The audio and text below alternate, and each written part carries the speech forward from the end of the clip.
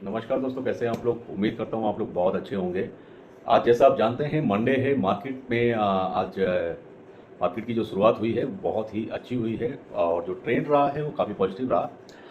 कैसा रहा आज का दिन, ये सारा मार्केट शेयर मार्केट की मैं डिस्कस थोड़ी सी कुछ लाइनों में ही बता दूंगा, उसके बाद स्पेसिफिक टॉपिक पर आएंगे। तो इनिशियल शुरू करते हैं मंडे को मार्केट में कैसा रुझान देखने को मिला। तो मंडे की बात कर रहे हैं तो मंडे को आज ही के दिन, आज डेट है 22 अप्रैल 2024।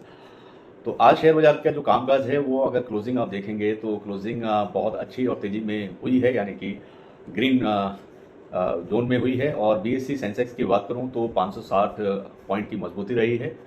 और निफ्टी 50 इंडेक्स की बात करेंगे तो 189 पॉइंट्स की तेज़ी देखने को मिली है। शेयर बाजार के कामकाज में दिन भर हालांकि तेज़ी ही बनी रही और निफ्टी के सभी सेक्टोरल इंडेक्स मंडे को हरे निशान में ही बंद हुए हैं। सोना 876 रुपये की गिरावट पर 71,930 रुपीज़ के लेवल पर अपना ट्रेड करता रहा। सभी सेक्टोरल इंडेक्स में देखने को मिला है कि लगभग सभी में तेज़ी ही रही है। मंडे को शेयर बाजार के कामकाज में पूरा दिन आप देख रहे होंगे कि तेज़ी का माहौल रहा। और शेयर बाजार के कामकाज की जब क्लोजिंग हुई है शाम को तो निफ्टी के सभी सेक्टोरल इंडेक्स जो हैं वो हरे निशान में ही बंद हुए हैं, तो जो कि एक अच्छी बात है। निफ्टी ऑटो की बात करें, चाहे निफ्टी फार्मा है, निफ्टी एफएमसीजी है, बीएससी स्मॉल कैप के साथ निफ्टी मिड कैप 100 और निफ्टी बैंक इंडेक्स भी 1% की तेजी के साथ बंद हुए हैं। बात करेंगे टॉप गेनर और लूजर की, तो शेयर बाजार में मैं टॉप गेनर्स की बात करूंगा तो टाटा कंज्यूमर, बीपीसीएल के शेयर 3% से ज़्यादा की तेजी के साथ बंद हुए।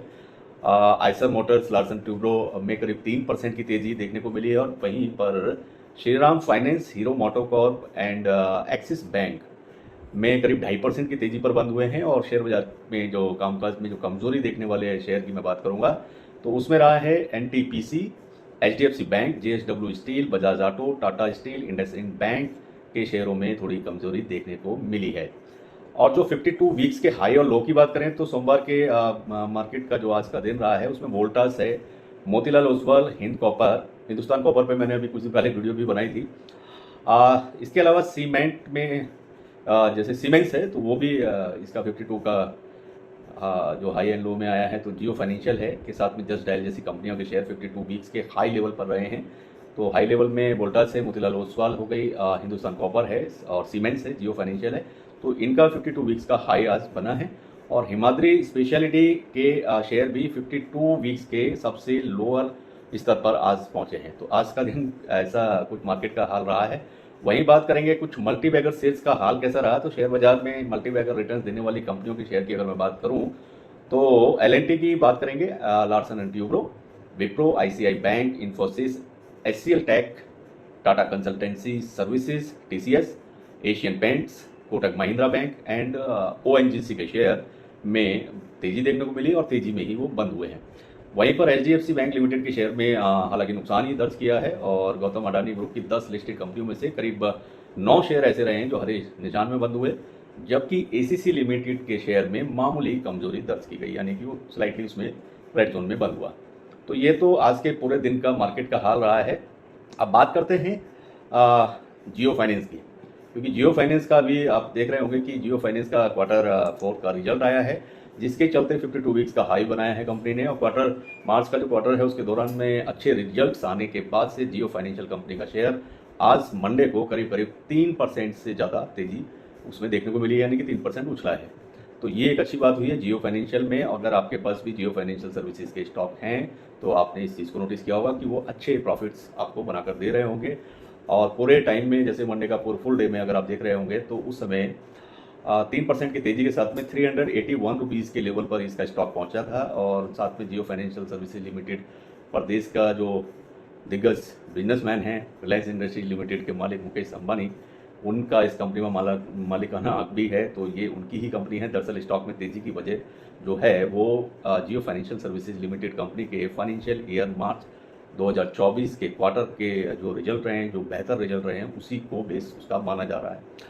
मार्च तिमाही के आंकड़ों के अनुसार अगर मैं बात करूं तो जियो फाइनेंशियल कंपनी के क्वार्टर ऑन क्वार्टर बेस पर अगर आप देखेंगे तो 6% की बढ़ोतरी के साथ में 311 करोड़ रुपए नेट प्रॉफिट के तौर पर कंपनी ने इस बात को रिपोर्ट किया है। इसके अलावा मार्च क्वार्टर के दौरान कंपनी का consolidated revenue from operation 418 crore रुपए था, जो कि दिसंबर तिमाही की मैं बात करूंगा तो दिसंबर तिमाही के दौरान 414 करोड़ रुपए था उस समय दिसंबर में। मार्च से मई के दौरान कंपनी का खर्च की बात करें तो खर्च 103 करोड़ रुपए था। फाइनेंशियल ईयर 2024 के दौरान कंपनी का टोटल रेवेन्यू करीब 1854 करोड़ रुपए पर है और मार्च क्वार्टर का फेज जो आया है तो उसमें जियो फाइनेंशियल का इंटरेस्ट इनकम जो आई है वो निकल के आई है 281 करोड़। जी हाँ, 281 करोड़ रुपए इनकी इंटरेस्ट की इनकम आई है, जो दिसंबर क्वार्टर में 269 करोड़ रुपए पे इन्होंने शो किया था। तो मार्च क्वार्टर में कंपनी की फीस और कमीशन इनकम जो है करीब करीब 41 करोड़ पर थी। बीते कारोबारी हफ्ते के दौरान जियो फाइनेंशियल सर्विसेज लिमिटेड कंपनी ने दुनिया की टॉप एसेट्स मैनेजमेंट कंपनी जो है, जिस नाम आपने सुना होगा ब्लैक रॉक, तो ब्लैक रॉक के साथ भी इन्होंने एक 50-50 वाला एक जॉइंट वेंचर एग्रीमेंट साइन किया था, जिसके तहत दोनों कंपनियां भारत के बाजार में इन्वेस्टमेंट एंड ब्रोकरेज से संबंधित जो भी बिजनेस होता है उसको ये लोग ऑपरेट करने वाले हैं।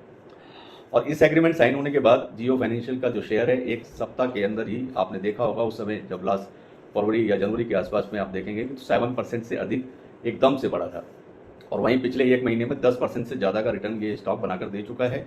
आगे भी इस स्टॉक में बहुत बड़ी अपॉर्चुनिटी दिखाई देती है।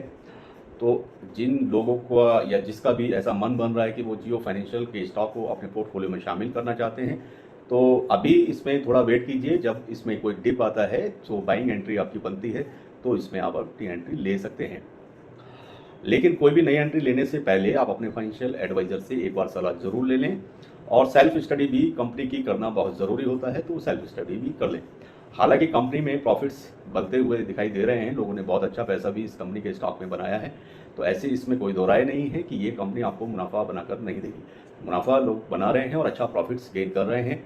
जिन लोगों के पास भी पोर्टफोलियो में जियो फाइनेंशियल का स्टॉक है तो यकीन मानिए वो बहुत ही अच्छे प्रॉफिट्स बना रहे होंगे, क्योंकि जब ये आया था 230 रुपये के आसपास, 220 रुपये की रेंज में ये शुरुआती दौर में जब ये लिस्ट हुआ था तो उस समय काफ़ी दिन तक ये उस समय उसी प्राइस पर घूम रहा था। और मेरे पास भी जब मैंने इसमें इन्वेस्टमेंट किया था, जब लिस्टिंग हुई थी तभी मैंने इसको अपने पोर्टफोलियो में शामिल किया था। आज ये 381 के आसपास ट्रेड कर रहा है और अच्छे प्रॉफिट्स में है। आगे भी ये स्टॉक बहुत अच्छे रिटर्न्स बनाकर देगा, बशर्ते कि अगर आप लॉन्ग टर्म इन्वेस्टमेंट का प्लान करेंगे तो आपको ये बहुत अच्छे दोगुने तिगुने चौगुने भी रिजल्ट और प्रॉफिट्स बनाकर देने में सक्षम होता हुआ दिखाई देता है।